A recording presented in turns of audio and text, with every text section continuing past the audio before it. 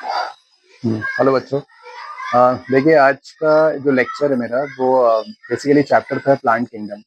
Class 11th में NCERT का chapter number 3 है, यूनिट 1 का प्लांट किंगडम।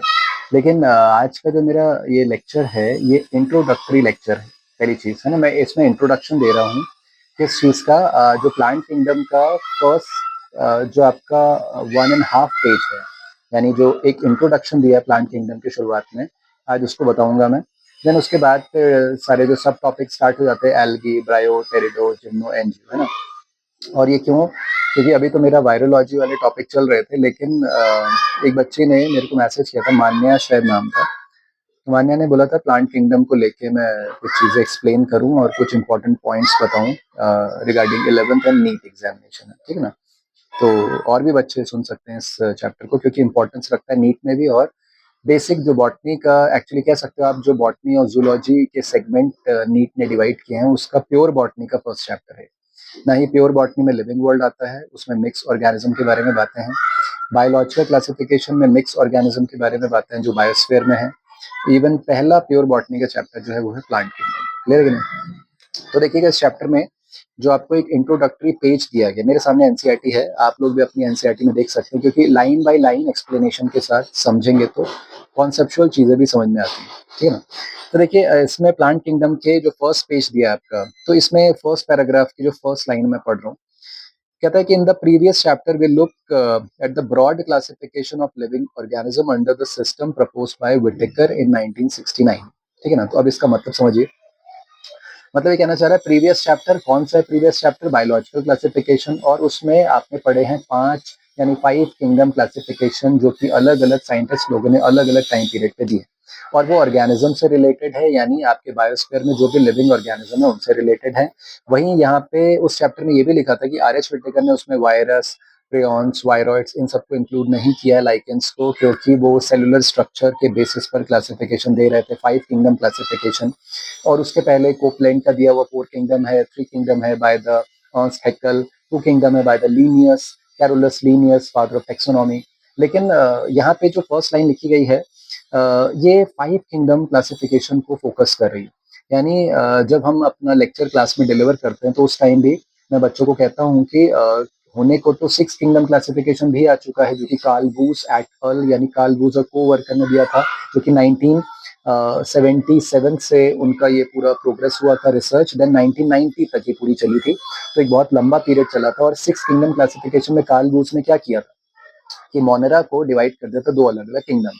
लेकिन आने को तो 8 किंगडम क्लासिफिकेशन भी बहुत सारी कंट्री में पढ़ा जाता है, जिसमें प्रोटेस्टा को डिवाइड किया गया है।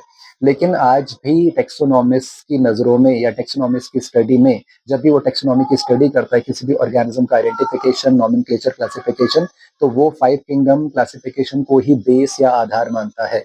इसी वजह से इन्होंने फोकस किस पे किया? आर एच वेटे करके 5 किंगडम क्लासिफिकेशन पे। अच्छा, फिर क्या कहता है? कहता है wherein he suggested that the 5 kingdom classification like monera, protesta, fungi, plantae, animalia.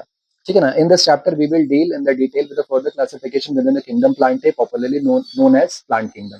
तो कहने का मतलब, हम इस चैप्टर में तो प्लांट के बारे में पढ़ेंगे, लेकिन आपने बायोलॉजिकल क्लासिफिकेशन में मोनेरा के बारे में डिटेल में पढ़ा। फिर 6 किंगडम क्लासिफिकेशन में उसको डिवीजन मिल गया है, 2 अलग अलग किंगडम बन गए, archaebacteria, eubacteria. Then आप प्रोटेस्टा के बारे में पढ़ते हैं, यूनिसेलुलर यूकैरियोट्स। देन फंगस के बारे में पढ़ते हैं। देन आप एनिमेलिया के बारे में पढ़ेंगे नेक्स्ट चैप्टर में। देन ये चैप्टर प्लांट को डिनोट कर रहा है ना। और समझ गए होंगे आर एच वेटेकर पे क्यों फोकस किया गया है, क्योंकि वही आज भी हर टेक्सोनॉमिस्ट के जो भी ऑर्गेनिज्म का क्लासिफिकेशन किया जा रहा है उसका मेन आधार है। ठीक है कि नहीं? अच्छा, नेक्स्ट चैप्टर देखिए क्या लिखता है। We must stress here that our understanding of the plant kingdom has change over the time. यानी अब सोचिए आप कि समय के साथ साथ ये चेंज आया है हमारी टेक्सोनॉमिकल स्टडी में, हमारी क्लासिफिकेशन के क्राइटेरिया में भी, और जो अलग अलग साइंटिस्ट लोगों ने अलग अलग टाइम पीरियड पे दिए। तो अब मैं टेक्सोनॉमी के फादर के जो फर्स्ट दिए हुए क्लासिफिकेशन था, यानी 2 किंगडम क्लासिफिकेशन सिस्टम, उसको मेन यहाँ पे बेस मान रहा हूँ। कहने को तो मैं एरिस्टोटल के क्लासिफिकेशन को भी बेस मानूं, जो कि आज से 350 बीसी दिया गया है, 350 बिफोर क्राइस्ट। कहने को तो मैं थियोफ्रेस्टस के प्लांट किंगडम पे आधारित क्लासिफिकेशन को भी मानूं, जो कि आज से 280 बीसी दिया गया है, 280 बिफोर क्राइस्ट। कहने को तो आपके 1890 के बहुत सारे साइंटिस्ट हैं 1910 के बहुत सारे साइंटिस्ट जिन्होंने प्लांट पे किया है, अलग-अलग ऑर्गेनिज्म पे किया, लेकिन जो अब हम टेक्सोनॉमिकली जो आधार या बेस मान रहे हैं स्टार्टिंग से लेके, उस क्लासिफिकेशन का नाम है टू किंगडम क्लासिफिकेशन सिस्टम। तो यहाँ अर्लीस्ट क्लासिफिकेशन जो डिनोट किया जा रहा है वो टू किंगडम की बातें की जा रही है।